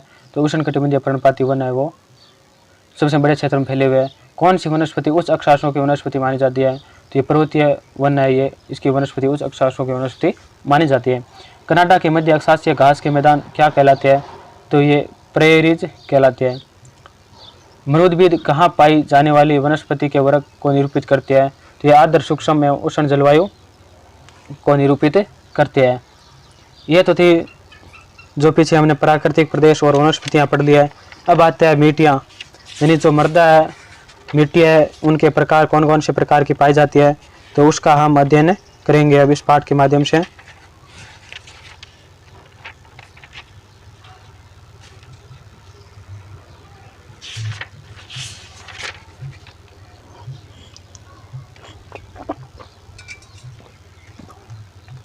विश्व में किस स्थान पर किस प्रकार की मिट्टियाँ पाई जाती है, तो उसका हम विस्तार से अध्ययन करेंगे। जो महत्वपूर्ण तथ्य है, अपक्षयित एवं अपरदित शैल पदार्थों तथा जैविक अवशेषों के संश्लिष्ट मिश्रण का उत्पाद क्या है? तो मृदा है। मिट्टी कई ठोस, तरल और गैसीय पदार्थों का एक सम्मिश्रण है। यह भूप्रकृति का कौन सा भाग होता है? यह सबसे ऊपरी भाग होता है। धरातलीय चट्टानों के अपक्षयन जलवायु, पौधों और करोड़ों भूमिगत जीवों के बीच होने वाले परस्पर क्रियाकलाप का अंतिम परिणाम क्या है? तो अंतिम परिणाम क्या है? मिट्टी है। मिट्टी के निर्माण में 5 कारक सहायक होते हैं, जिनमें से 4 आधारित चट्टान, स्थानीय जलवायु, जैविक पदार्थ और स्थलाकृति है। 5वां कारक कौन सा है? तो 5वां मिट्टी के विकास में लगने वाला अवधि है। नोट: मिट्टी में ऑक्सीजन, सिलिकॉन, एल्यूमिनियम, लोहा आदि प्रधान तत्व है तथा पोषक तत्वों में nitrogen, calcium, phosphorus, potassium, sulphur, magnesium, manganese, iodine, तांबा, जस्ता आदि मुख्य है। अधिक वर्षा वाले भागों में मिट्टी के ऊपरी भाग घुले हुए लवणों का नीचे की ओर गमन होता है, जिसे क्या कहते हैं? जिसे अपशाकलन कहते हैं। शुष्क भागों में भूमिगत जल द्वारा घुले हुए लवणों का ऊपर की ओर गमन क्या कहलाता है? तो कोशिका क्रिया कहलाता है। मिट्टी के विभिन्न संस्तरों अथवा परतों में जमा होने को क्या कहा जाता है? तो मिट्टी परिच्छेदिका कहा जाता है। मिट्टी में पाए जाने वाले सभी संस्तरों में भौतिक, रासायनिक एवं जैविक गुणों के आधार पर अंतर होते हैं। मिट्टी के सबसे ऊपरी भाग या संस्तर में सारे पोषक तत्व विद्यमान होते हैं। इस संस्तर को क्या कहा जाता है? जिसे असंस्तर या जैविक संस्तर कहा जाता है। सूक्ष्म जीवों द्वारा अपर्दन की क्रिया द्वारा ह्यूमस का निर्माण किस संस्तर में होता है? तो असंस्तर में होता है। असंस्तर के नीचे बसंस्तर होती है। यह मिट्टी के आधार प्रदान करता है। यह बड़े कण वाला संस्तर होता है। सबसे नीचे सहस्त्र होता है, जो किसका ढेर होता है? जो आधारित चट्टान के अपक्षयित पदार्थों का ढेर होता है। मिट्टी की यह परिच्छेदिका पौंडजोल या राख दूसरी मिट्टियाँ, चरनोजम काली मिट्टी और लाल भूरी लहराइट मिट्टियाँ में अधिक स्पष्ट और विकसित होती है। मिश्रित जलोढ़ और ज्वालामुखी से निर्मित मिट्टियों में क्या यह परिच्छेदिका स्पष्ट दृष्टिगोचर होती है? तो ये नहीं होती है दृष्टिगोचर स्पष्ट रूप से। किस परतदार मिट्टी में पोटेशियम, कैल्शियम, फास्फोरस एवं मैग्नीशियम तत्वों की कमी होने से यह अनुपजाऊ होती है तथा आर्कटिक तथा शीतल महाद्वीपीय जलवायु वाले प्रदेशों में पाई जाती है? तो ये पौंडजोल है। पौंडजोल मिट्टी है जिसमें ये सभी पदार्थ पाए जाते हैं। पौंडजोल मिट्टी अम्लीय होने के कारण अनुपजाऊ होती है। इस मिट्टी में क्या मिलाकर इसका अम्लीयता को समाप्त कर उसमें उपजाऊ बनाया जा सकता है? तो इसमें चूना मिलाकर है इसको उपजाऊ बनाया जा सकता है। संयुक्त राज्य अमेरिका को किस घाटी में पौंडजोल मिट्टी को उपजाऊ बनाकर खेती की जाती है? तो सेंट लॉरेंस नदी घाटी में पौंडजोल मिट्टी को उपजाऊ बनाकर खेती की जाती है। मटमैली भूरी पौंडजोल मिट्टी में किन तत्वों की अधिकता होने से यह अनुपजाऊ होती है, लेकिन वृक्षों की पत्तियों के गिरने और सड़ने से यह उपजाऊ हो जाती है। तो ये मैग्नीशियम एवं कैल्शियम तत्व होते हैं, इनकी अधिकता होने से यह उपजाऊ हो जाती है। लाल पीली पौंडजोल मिट्टी में कपास, तंबाकू तथा चीड़ के वृक्ष खूब उगते हैं। इसमें किस तत्व की अधिकता होने से इनका रंग लाल एवं पीला होता है? तो लोहे की अधिकता होने के कारण इसका रंग है वो लाल एवं पीला होता है। संयुक्त राज्य अमेरिका में टोक्सोस से अटलांटिक तट तक तथा भारत के दक्षिण पूर्वी भाग से जापान तक के प्रदेश में कौन सी मिट्टी पाई जाती है? तो इसमें लाल पीली पौंडजोल मिट्टी पाई जाती है। विषुवत रेखीय एवं सवाना जलवायु में किस मिट्टी का विकास हुआ है जिसमें आर्द्रता एवं उच्च तापमान के कारण ह्यूमस का अभाव होता है? तो लहराइट की मिट्टी में आर्द्रता के कारण ह्यूमस का अभाव पाया जाता है। लहराइट मिट्टी कृषि के लिए अनुपयुक्त होती है, किंतु इस प्रकार कठोर लकड़ी के वृक्ष के अलावा किस प्रकार की वनस्पति उगती है? तो इसमें कांटेदार झाड़ियाँ उगती है।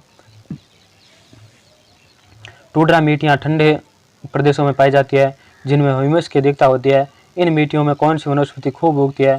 तो इसमें काई और मांस है वो खूब उगती है। मटमैली और लाल रेगिस्तान मिट्टी स्टेपी जलवायु प्रदेशों में पाई जाती है। क्या इस प्रकार की मिट्टी को ह्यूमस की अधिकता होती है? तो इसमें ह्यूमस की अधिकता नहीं होती है। मटमैली और लाल रेगिस्तानी मिट्टी की परतें पतली होती है जिसके कारण जल भाप बनकर उड़ जाता है।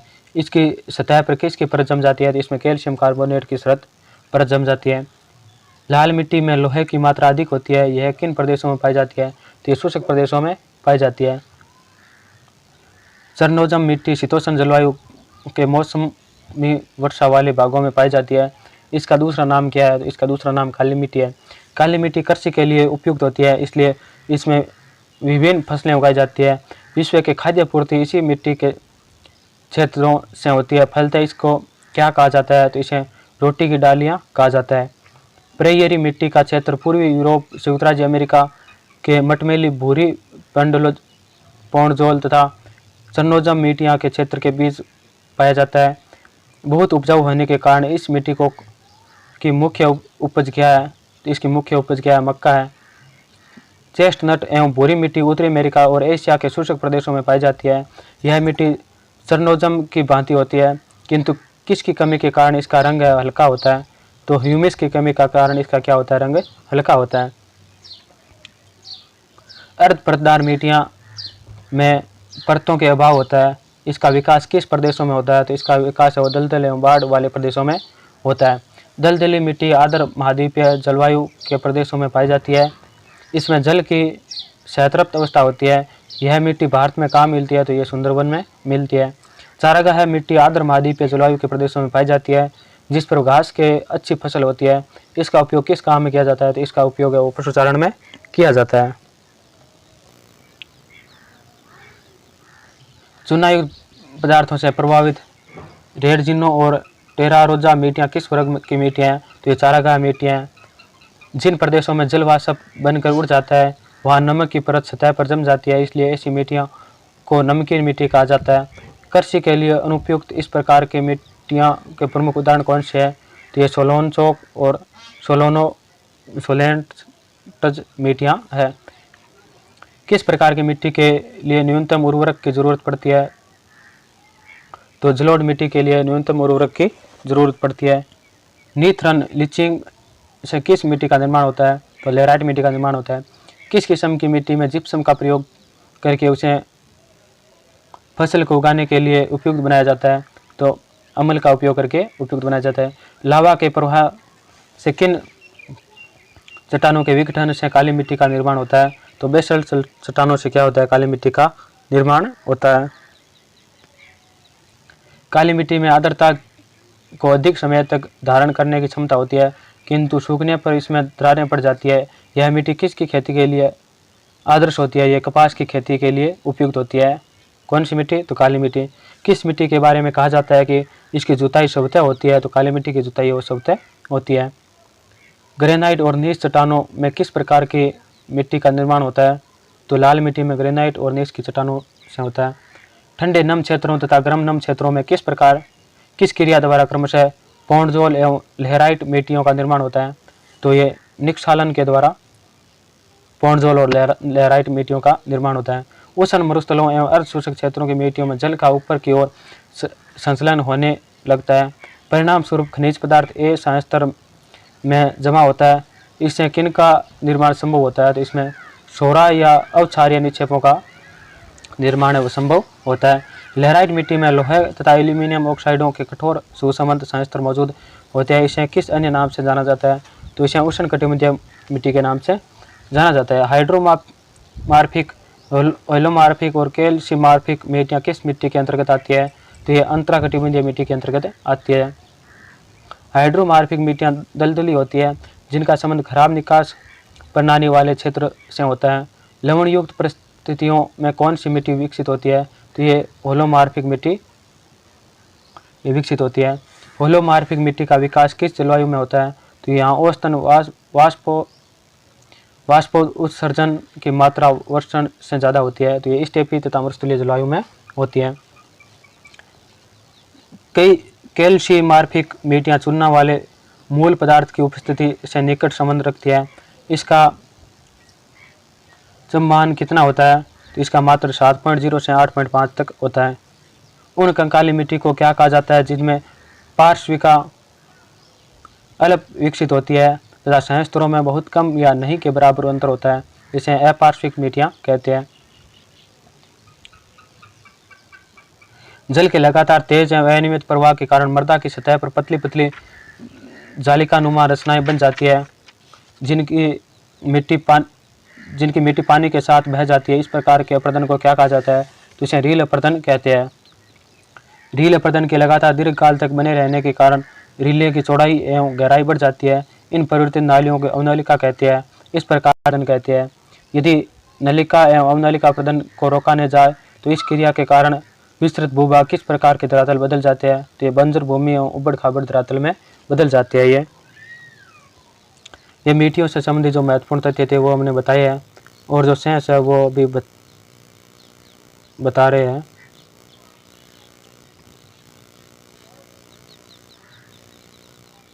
तो मृदा के प्रमुख प्रकार कौन कौन से हैं? यानी मृदा कौन कौन से प्रकार की पाई जाती है? तो प्रादेशिक मिट्टियाँ जो ये मेन है, इसमें प्रादेशिक मिट्टियों में कौन से मिट्टियाँ पाई जाती है? तो शीत जलवायु जिसमें टुंड्रा मिट्टियाँ पाई जाती है। शीतोष्ण जलवायु आर्द्र जिसमें पौंडजोल मिट्टियाँ पाई जाती है। धूसर भूरी पौंडजोल मिट्टी पाई जाती है। मौसमी वर्षा वाले प्रदेशों प्रादेशिक में चरनोजम मिट्टियाँ पाई जाती है। शुष्क प्रदेशों में चेस्टनट मिट्टी पाई जाती है। उष्ण जलवायु आर्द्र जलवायु में उष्ण कटिबंधीय लाल मिट्टियाँ और लहराइट मिट्टी पाई जाती है। शुष्क प्रदेशों में लाल मरुस्थलीय मिट्टियाँ पाई जाती है। अंतर क्षेत्रीय विशिष्ट संरचनात्मक मिट्टियाँ, तो इसमें कौन कौन सी पाई जाती है? लवणता प्रभावित क्षेत्र में सोलोनोटोज मिट्टी पाई जाती है। आर्द्रता प्रभावित क्षेत्र में पीट मिट्टी पाई जाती है। चूनायुक्त जनक पदार्थों से प्रभावित क्षेत्र में रेडजिना टेरारोजा मिट्टी पाई जाती है। नवीन अथवा पार्श्विका विहीन मिट्टियाँ कौन सी है?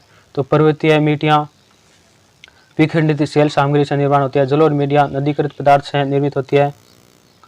समुद्री मिट्टियाँ मृत्तिका लवणीयता और दलदली होती है। हिमानीकृत मिट्टियाँ गोल मृत्तिका हिमनदी निक्षेप मिट्टियाँ होती है। पवनीकृत मिट्टियाँ लोयस होती है। ज्वालामुखीकृत मिट्टियाँ नवीन लावा और युक्त मिट्टियाँ होती है। निर्माणकारिणी घटकों के आधार पर मिट्टियाँ के प्रकार है परतदारी मिट्टी और अर्ध परतदारी मिट्टियाँ, ये दो प्रकार की होती है। अब आता है गुणों के आधार पर मिट्टियों का वर्गीकरण। यानी गुणों के आधार पर मिट्टियों का वर्गीकरण है वो किस प्रकार करते हैं? तो मिट्टी के गुणों के आधार बनाकर नया वर्गीकरण में 10 कोटियों को मान्यता प्रदान की गई है। एंटीसोल जिसे हाल की मिट्टी कहते हैं, वर्टिसोल फूली हुई मृत्तिका, इनसेप्टिसोल युवा मिट्टी, एरिडोसोल मरुस्थलीय मिट्टी, मोलिसोल पेरियर तुल्य मिट्टी, स्पोडोसोल शंकुधारी, एल्फिसोल पर्णपाती या अपक्षयिती वनीय मिट्टी, अल्फिसोल उष्णकटिबंधीय, ऑक्सीसोल पुरानी उष्णकटिबंधीय और हिस्टोसोल दलदली मिट्टी होती है। मृदा निर्माण प्रक्रम, यानी मृदा का निर्माण किस प्रकार होता है? ऐसे प्रक्रम जो पैतृक सेलों के अपक्षयन एवं जैविक पदार्थों के नियोजन से प्राप्त विषमत मिश्रण पर क्रियाशील होकर आदर्श मृदा द्रव्य का निर्माण करती है। मृदा निर्माण प्रक्रम कहलाती है। इनके प्रमुख घटक इस प्रकार है। मृदा समनीकरण, इस प्रक्रिया में मृदा कार्बनिक और अकार्बनिक पदार्थों जुड़ जाती है। नदी, पवन आदि बहुजनित प्रक्रमों द्वारा अकार्बनिक पदार्थों को की मात्रा जुड़ती है। वही उर्वरक एवं जैव पदार्थ मिलने की प्रक्रिया से कार्बनिक पदार्थ है वो जुड़ते हैं। पदार्थों में परिवर्तन, इसमें कार्बनिक एवं अकार्बनिक पदार्थों के खनिजों व जैविक तत्वों का विघटन हो जाता है, जिससे नवीन पदार्थों की उत्पत्ति होती है। इसके तहत मुख्यतः ह्यूमिसीकरण और अपघटन आते हैं। अपघटन, सेलों के अपक्षयन से प्राप्त सेल चूर्ण के पुनः अपघटन की क्रिया चलती रहती है, जिसमें SiO2, FeO3, Al2O3 आदि हैं। आंशिक रूप से परिवर्तन कोलाइडी अंश बनाते हैं। साथ ही घुलनशील कैल्शियम, मैग्नीशियम, क्लोरीन, सल्फेट आदि जल में घुलकर मृदा तक पहुंचते हैं।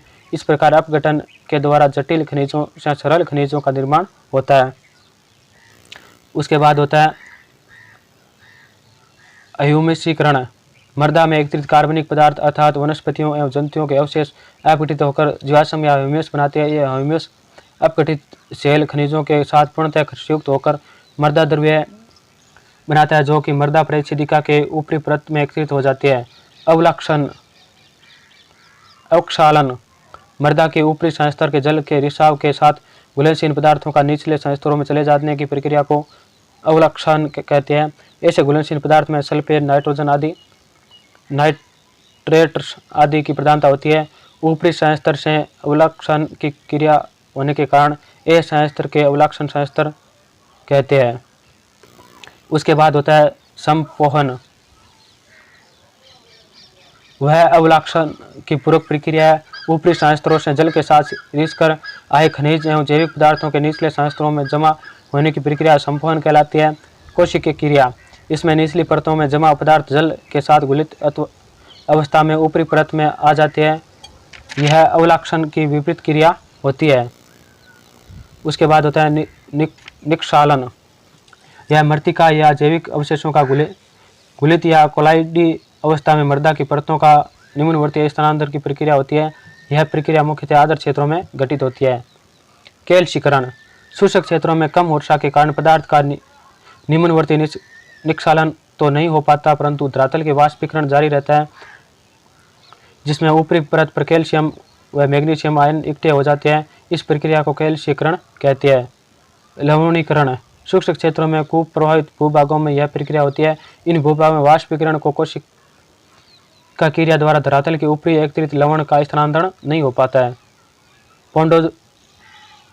पोडजोलीकरण, शीतल एवं नम क्षेत्रों में पोडोलीकरण की क्रिया प्रभावी होती है। यहाँ तापमान की क्रिया के कारण बैक्टीरियाई गतिविधियां मंद हो जाती है, किंतु जल की गुणवत्ता के कारण निक्षालन प्रभावी होता है। लेट्रीकरण, आर्द्र आयनवर्ती क्षेत्रों में जहाँ उच्च तापमान के साथ साथ भारी वर्षा भी होती है, लेट्रीकरण प्रक्रिया होती है। लेइंग, नम, शीतल, टुंड्रा व शीतोष्ण क्षेत्रों में यह प्रक्रिया होती है। मृदा के दीर्घकाल तक जल की उपस्थिति और ऑक्सीजन की अनुपस्थिति से लोहे खनिजों का न्यूनीकरण हो जाता है तथा मृदा का रंग नीला हो जाता है। इसी प्रक्रम को ग्लेइंग कहा जाता है। उसके बाद आता है समागीकरण। तो समागीकरण किसे कहा जाता है? ऊपर वर्णित क्रियाओं के फलस्वरूप विभिन्न तत्वों के स्थानांतरण एवं आदान प्रदान होता है और मृदा परिच्छेदिका या विभिन्न संस्तरों का विकास हो जाता है। पुनः इस संस्तरों के अवयव भू रासायनिक क्रियाओं एवं पादपों एवं जंतुओं की क्रियाओं के द्वारा एक दूसरे से मिश्रित होने लगते हैं। इसी प्रक्रिया को क्या कहा जाता है? समागीकरण कहा जाता है। ये तो थी मिट्टी निर्माण की प्रक्रियाएं। अब आता है समुच्चय कृषि। यानी समुच्चय कृषि किस प्रकार होती है?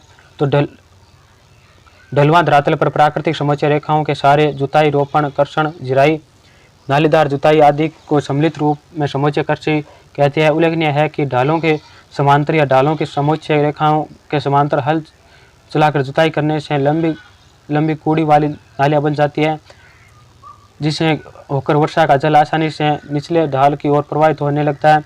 फलतः मिट्टियों का तेजी से अपर्दन होने लगता है। इस तरह के मृदा अपर्दन को रोकने के लिए ढलवां खेतों की ढाल के अनुप्रस्थ दिशा में जुताई की जानी चाहिए।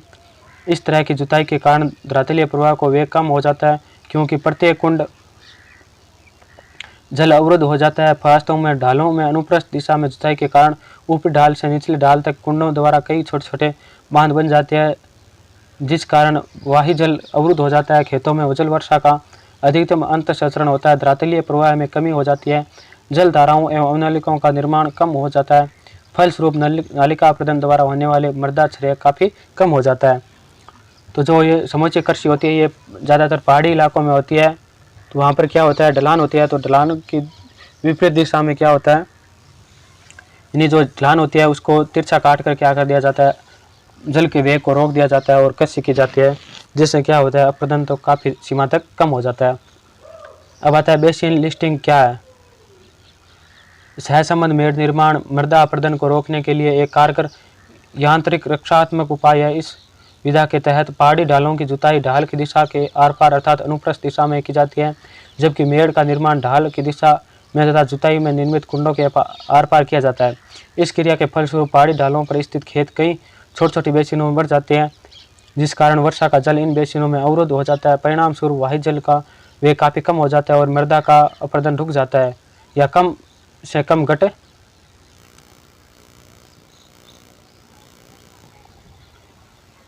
तो अवश्य जाता है। इस तरह की तकनीक को संयुक्त राज्य अमेरिका में बेसिन में लिस्टिंग कहा जाता है। यानी जो संयुक्त राज्य अमेरिका है वहाँ पर जो पहाड़ों पर जो खेती की जाती है उसे क्या कहा जाता है, लिस्टिंग कहा जाता है। अब आता है कणांतरित छिद्र। कणांतरित छिद्र क्या होते हैं, मिट्टी के कणों के बीच कुछ जगह छुटी रहती है, इन जगहों को कणांतरित छिद्र कहते हैं। यह कणों के विन्यास पर निर्भर करता है। कणांतरित प्रतिशत द्वारा छिद्रों के आयतन का पता लगाया जा सकता है, पर छिद्रों के आकार और रूप का पता नहीं लगाया जाता। मटियार मिट्टी में कणांतरित छिद्र छोटे होते हैं, जबकि बलुई मिट्टी में ये बड़े होते हैं। इससे मटियार मिट्टी जल अधिक सोखती है और बलुई मिट्टी कम सोखती है। पहले प्रकार की मिट्टी कोशिकीय होती है और दूसरे प्रकार की अकेशिकीय होती है। कणांतरित छिद्र के कारण मिट्टी जलावशोषण क्षमता आती है। मिट्टी की संरचना कणों की संरचना पर निर्भर करती है। छोटे छोटे कणों के मेलन से मृदुकण विन्यास प्राप्त होते हैं। इससे पानी का ठहराव अधिक होता है और जुताई भी अधिक सुगमता से होती है। मिट्टी में स्थित वायु। मिट्टी में कणांतरित छिद्र रहती है। इन छिद्रों में जब जल नहीं रहता है तब वायु प्रवेश करती है। यह वायु मिट्टी में स्थित जल में भी विलय की अवस्था में पाई जाती है। इस वायु में ऑक्सीजन और नाइट्रोजन के साथ साथ कार्बन डाइऑक्साइड भी रहता है। ऑक्सीजन पौधों की जड़ों के लिए लाभदायक है। कार्बन डाइऑक्साइड से पौधों की वृद्धि होती है। यानी जो मिट्टी में छोटे छोटे छिद्र हो जाते हैं, उन छिद्रों में पानी नहीं भरने के कारण इसमें वायु प्रवेश कर जाती है, जो बहुत ही लाभप्रद होती है। और पौधों के लिए जो कार्बन डाइऑक्साइड है ये बहुत ही अच्छी कारगर साबित होती है।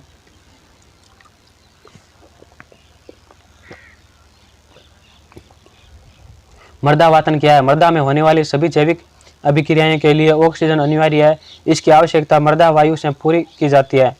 मृदा की गैसीय प्रावस्था ऑक्सीजन प्रवेश का मार्ग प्रस्तुत करता है, जिसे मृदा में सूक्ष्म जीव या पौधे की जड़ें अवशोषित करती है। साथ ही यह मृदा सूक्ष्म जीवों तथा पौधों की जड़ों द्वारा निष्कासित कार्बन डाइऑक्साइड से मृदा बाहर निकलने का मार्ग भी प्रदान करती है। इसे द्विमार्ग प्रक्रिया को मृदा वातन कहा जाता है। एवं मृदा में जल की मात्रा अधिक हो तो मृदा वातन का कार्तिक हो जाता है, क्योंकि रंध्राकाश से जल द्वारा वायु का विस्थापन हो जाता है। मृदा वायु का संगठन वायुमंडलीय वायु से भिन्न होता है। इसमें मृदा के ऊपर विद्यमान वायुमंडल की तुलना में ऑक्सीजन कम तथा कार्बन डाइऑक्साइड बहुत अधिक होता है। मृदा जल तथा सूक्ष्म जीवों की सक्रियता में परिवर्तन अनुसार मृदा वायु का संगठन गतिक अर्थात परिवर्तनीय होता है। यानी जो मृदा वातन होता है वो क्या होता है कि मृदा के अंदर जो छिद्र होते हैं, जो पानी अधिक हो जाता है जड़ों में, तो जड़ों के द्वारा जो छिद्र बनाए जाते हैं तो उन छिद्रों के माध्यम से क्या होता है, पानी अधिक होता है तो वो छिद्रों के माध्यम से हवा प्रवेश करती है और उसे सोख देती है, जिससे उनके अनुकूल पौधे के अनुकूल पानी बना रहता है। अब आता है मृदा जल। तो मृदा जल क्या होता है। मृदा जल रंध्राकाश में रहता है तथा ठोस कणों, खनिज पदार्थों या जीवाश्म द्वारा जल की मात्रा के अनुसार परिवर्तन बल में धारित रहता है। मृदा जल में विलय लवण होते हैं जो मृदा विलयन संचरित करते हैं, जो पौधों के पोषक तत्व आपूर्ति करने का माध्यम के रूप में महत्वपूर्ण है। मृदा विलयन से जब पोषक तत्व अवशोषित कर लिए जाते हैं तो उन्हें ठोस कणों के पुनर्विकृत किया जाता है। पौधे की वृद्धि के लिए माध्यम के रूप में मृदा कार्य करती है। इसके लिए इसमें कुछ जल रहना अनिवार्य है। मृदा में जल कई भौतिक, रासायनिक एवं जैविक क्रियाओं को प्रोत्साहित करता है। पोषक तत्वों के विलायक एवं वाहक के रूप में कार्य करता है।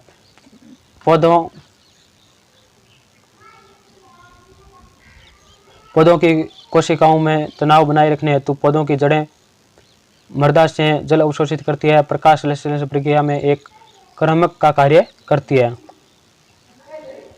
अब आता है पौधों के जल से संबंध। पौधों का जल का संबंध किस प्रकार है?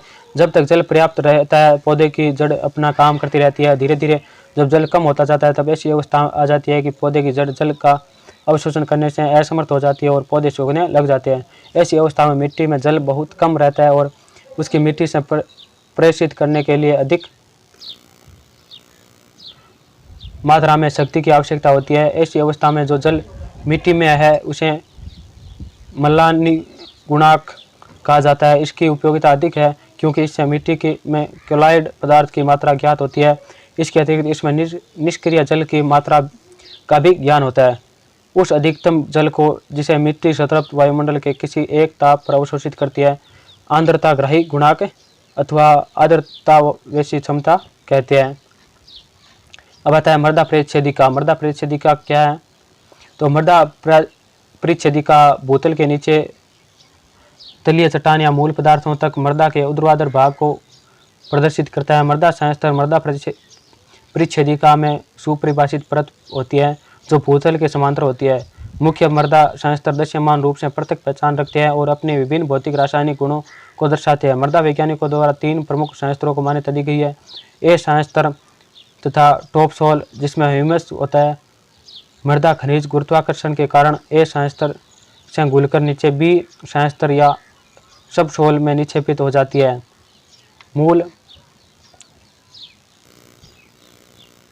मूल आधार सेल सी संस्तर के रूप में मान्यता दी जाती है। प्रोफेसर सविंदर सिंह द्वारा एक शोधित वर्गीकरण के अंतर्गत जैविक संस्तर जिसमें OLF संस्तर शामिल है तथा खनिज संस्तर जिसमें ABCDEH संस्तर शामिल है का सुझाव दिया है। यहाँ पर मृदा परिच्छेदिका का डायग्राम दिया हुआ है जो आप देख सकते हैं। ह्यूमस होता है पहले, उसके बाद ऊपरी मृदा का ऊपरी परत होती है ये। उसके बाद होते हैं उपमृदा जिसमें अपछेदित सेलों और गाद चिकनी मिट्टी होती है। उसके बाद होता है अंशस्तर अपेक्षित मूल सेलें होती है ये। और उसके बाद अपछेदित नहीं हुए मूल आधार सेल है, वो अपछेदित नहीं होते, ये कठोर होते हैं। धीरे धीरे बड़े पत्थर, उसके बाद महीन पत्थर और उसके बाद महीन होते हैं। सब जो ऊपरी परत है वो पेड़ पौधों के लिए उपयुक्त होती है। अब आता है मिट्टी का रंग। मिट्टी का रंग भिन्न भिन्न होते हैं। कुछ मिट्टियाँ सफ़ेद होती है, कुछ लाल, कुछ भूरी, कुछ काली तथा कुछ राख के रंग की होती है। इसके अलावा पीली मिट्टी भी पाई जाती है। विभिन्न द्रव्यों की उपस्थिति के कारण मिट्टियों में रंग आ जाते हैं। जो मिट्टी में द्रव्य होते हैं उसके कारण मिट्टी के रंग आते हैं। मिट्टी के रंग पर जलवायु का भी प्रभाव पड़ता है। जहाँ वर्षा अधिक होती है वहाँ मिट्टी रंगीन होती है। उष्ण प्रदेशों में लोहे युक्त मिट्टी पाई जाती है जिसका रंग भूरा तथा पीला होता है। लोहे के ऑक्सीकरण से यह रंग प्राप्त होता है। लाल मिट्टी में मौजूद आयरन ऑक्साइड के कारण इसका रंग लाल दिखाई देता है। काली मिट्टी का रंग कार्बनिक पदार्थों एवं ह्यूमस की रहने से कारण काला होता है। ऐसी मिट्टी अत्यधिक वर्षा वाले स्थानों में पाई जाती है। मिट्टी में स्थित कार्बनिक पदार्थ। लिबिंग ने सन 1840 सर्वप्रथम यह सिद्धांत स्थापित किया कि मिट्टी में पौधों की उपजाने के लिए अकार्बनिक पदार्थों की आवश्यकता होती है। इसके बाद इस विषय पर अनेकानेक अनुसंधान होते रहे और आज हम निश्चित रूप से जानते हैं कि मिट्टी में निम्नलिखित तत्वों को न्यूनाधिक मात्रा में रहना आवश्यक है। अधिक मात्रा में रहने वाले तत्व है nitrogen, potassium, phosphorus, calcium, magnesium, sodium, carbon, oxygen और हाइड्रोजन। ये क्या है? अधिक मात्रा में रहने वाले तत्व है। कम मात्रा में रहने वाले तत्व कौन से है? लोहा, गंधक, सिलिका, क्लोरीन, मैग्नीज, जस्ता, निकल, कोबाल्ट, मोलिब्डेनम, ताम्र, बोरन और सिलेनियम। ये कम मात्रा में रहने वाले तत्व है। तो आज हमने ये जो कक्षा थी वो कंप्लीट करवा दी है। जो 10वीं कक्षा थी, पीछे 9 कक्षाएं समाप्त हो चुकी है, आज ये 10वीं समाप्त हो चुकी है। जो 10वीं कक्षा में हमने पढ़ाया है प्राकृतिक प्रदेश, वनस्पतियाँ एवं मिट्टियाँ है जो विश्व की महत्वपूर्ण है। मिट्टियों का निर्माण किस प्रकार होता है, कौन कौन सी प्रकार की मिट्टियाँ पाई जाती है, उन सब के बारे में जो महत्वपूर्ण तथ्य है वो हमने कंप्लीट करा दिया है, तब आपका दायित्व बनता है कि आप वीडियो को लाइक करो, शेयर करो और सब्सक्राइब जरूर से ज़रूर करो, जिससे हमें मोटिव मिलता है। और हमारे टेलीग्राम चैनल और YouTube channel LIM study and job को भी लाइक, शेयर एंड सब्सक्राइब जरूर से ज़रूर करें, जिससे आने वाला नोटिफिकेशन आपको सबसे पहले मिलता रहे। और इसकी PDF है वो टेलीग्राम चैनल पर आपको मिल जाएगी अगर आप लेना चाहते हो तो। और कमेंट बॉक्स में कमेंट करके इस वीडियो के कैसा रहा वीडियो अपनी राय प्रस्तुत जरूर से ज़रूर करें। और कमेंट बॉक्स में जय हिंद जरूर से ज़रूर लिखें। और ये क्लास है, ये जो first grade, second grade teacher है, लैब असिस्टेंट है, और जो भी भर्तियाँ आती है जिसमें ये भूगोल का चैप्टर रहता है, उसके लिए ये बहुत ही उपयोगी सिद्ध रहने वाली है, क्योंकि ये NCERT सार संग्रह से ली गई है जो कक्षा 6 से 12 तक चलता है। और सभी के जो सिलेबस होते हैं उसमें यही NCERT किताबों से प्रश्न 100 में से 100% आता है। तो इस क्लास को ध्यान से देखना और PDF पढ़ लेना, जिससे आपको याद हो जाएगी और ये आपके अच्छे अंक हासिल होंगे और आप सिलेक्शन के कगार तक पहुंच जाएंगे। तो इसी प्रकार वीडियो देखने के लिए सभी को बहुत बहुत धन्यवाद। जय हिंद, जय भारत।